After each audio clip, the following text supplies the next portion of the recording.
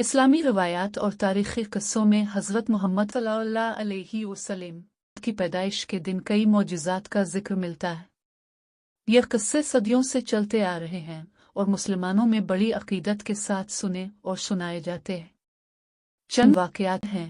कसर के महल की बुर्जों का गिरना। कहा जाता है कि ईरान के कसर, जिसे इस वक्त के ताकतवर सासानी सल्तनत का मरकज़ माना जाता था, के महल के 14 बुर्ज हज़रत मोहम्मद की पैदाइश के दिन खुद ब खुद गिर गए। इसे इस वक्त मजूस मजहब के ज़वाल और इस्लाम के उरूज की अलामत समझा गया। सावो झील का खुश्क हो जाना। ईरान में वाक़ सावो झील, जो इस वक्त एक मुक़द्दस झील मानी जाती थी, अचानक खुश्क हो गई। इसे इस वक्त की मजहबी रसूमात के खात्मे और इस्लाम के तौहीद के पैगाम के फैलाव का इशारा समझा गया। आग का बुझना। ईरान में ज़रतुश्त मजहब के पैरोकारों का एक मुक़द्दस आतिशकदा था, जहाँ कई सालों से आग जल रही थी और माना जाता था कि ये आग कभी बुझती नहीं। हज़रत मोहम्मद सल्लल्लाहु अलैहि वसल्लम की पैदाइश के वक्त ये आग अचानक बुझ गई, जिसे इस मजहब के ज़वाल की अलामत समझा गया।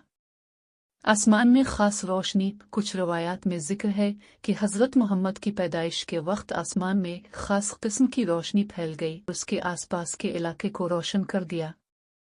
ये रोशनी शाम तक फैलती देखी गई, जिसे एक मुक़द्दस और अहम वाक़या का इशारा समझा गया।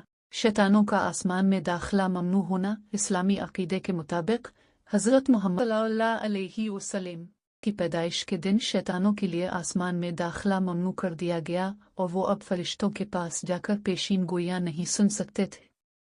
कबा के आसपास की बुतों का गिरना। कुछ किस्सों के मुताबिक मकवा में कबा के चारों तरफ नस्ब बुत खुद ब खुद गिर गए, जो बुत परस्ती के खात्मे और तौहीद के पैगाम का इशारा समझा गया। हज़रत की वालिदा का ख्वाब। हज़रत मोहम्मद की वालिदा बीबी आमना ने आपकी पैदाइश से पहले एक ख्वाब देखा था, जिसमें उन्हें बताया गया कि वो एक अजीम हस्ती को जन्म देने वाली हैं और उन्हें इस बात का इल्म हुआ कि उनका बच्चा पूरी इंसानियत के लिए रहमत बनकर आएगा।